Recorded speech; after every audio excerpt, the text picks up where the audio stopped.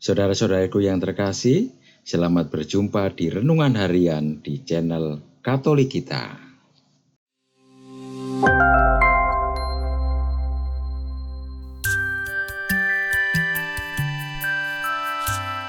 Hari ini, Senin, 28 Juli 2025, Pekan Biasa ke-17. Bacaan pertama. Bacaan diambil dari Kitab Keluaran, bab 32, ayat 15 sampai dengan 24, dilanjutkan ayat 30 sampai dengan 34. Setelah itu berpalinglah Musa, lalu turun dari gunung dengan kedua loh hukum Allah dalam tangannya. Loh-loh yang bertulis pada kedua sisinya, bertulis sebelah menyebelah. Kedua loh itu ialah pekerjaan Allah, dan tulisan itu ialah tulisan Allah, ditukik pada loh-loh itu. Ketika Yosua mendengar suara bangsa itu bersorak, berkatalah ia kepada Musa, "Ada bunyi sorak peperangan kedengaran di perkemahan." Tetapi jawab Musa, "Bukan bunyi nyanyian kemenangan, bukan bunyi nyanyian kekalahan. Bunyi orang menyanyi berbalas-balasan, itulah yang kudengar." Dan ketika ia dekat ke perkemahan itu dan melihat anak lembu dan melihat orang menari-nari, maka bangkitlah amarah Musa. Dilemparkannyalah kedua loh itu dari tangannya dan dipecahkannya pada kaki gunung itu. Sesudah itu diambilnyalah anak lembu yang dibuat mereka itu, dibakarnya dengan api dan digilingnya sampai halus. Kemudian ditaburkannya ke atas air dan disuruhnya minum oleh orang Israel.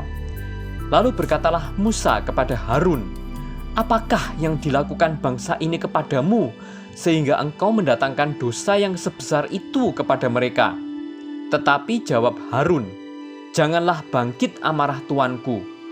Engkau sendiri tahu bahwa bangsa ini jahat semata-mata. Mereka berkata kepadaku, 'Buatlah untuk kami Allah yang akan berjalan di depan kami,' sebab Musa ini, orang yang telah memimpin kami keluar dari tanah Mesir, kami tidak tahu apa yang telah terjadi dengan dia. Lalu aku berkata kepada mereka, 'Siapa yang empunya emas, haruslah menanggalkannya.' Mereka memberikannya kepadaku, dan aku melemparkannya ke dalam api, dan keluarlah anak lembu ini. Keesokan harinya berkatalah Musa kepada bangsa itu, 'Kamu ini telah berbuat dosa besar. Tetapi sekarang aku akan naik menghadap Tuhan. Mungkin aku akan dapat mengadakan pendamaian karena dosamu itu.' Lalu kembalilah Musa menghadap Tuhan dan berkata, 'Ah, bangsa ini telah berbuat dosa besar, sebab mereka telah membuat Allah emas bagi mereka.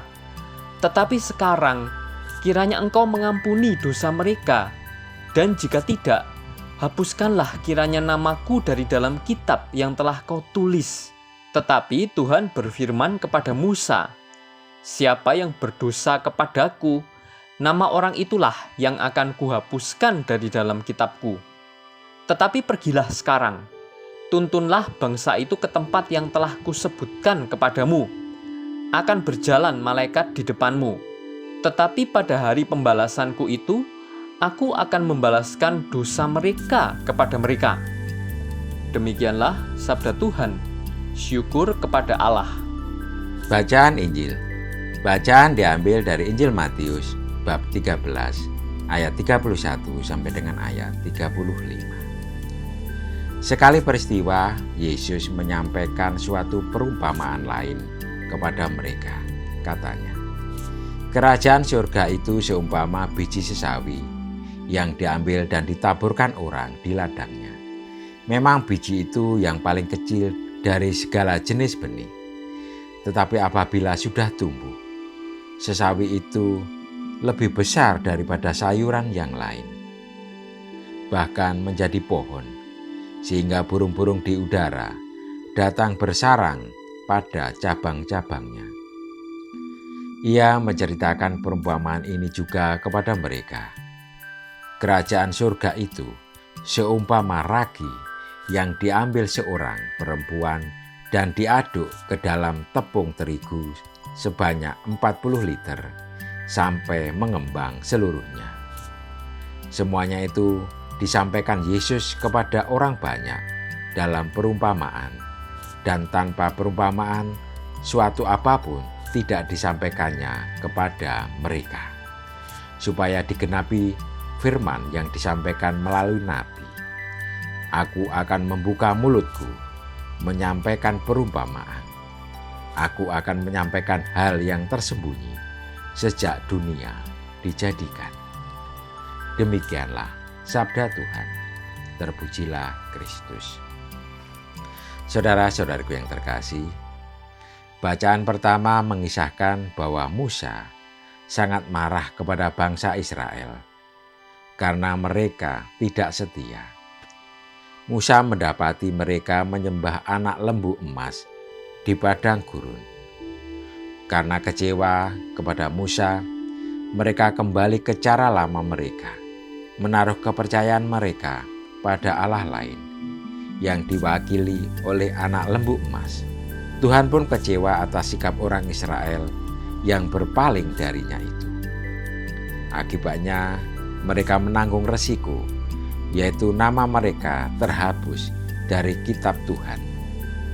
Mereka tidak lagi menjadi anggota keluarga Allah.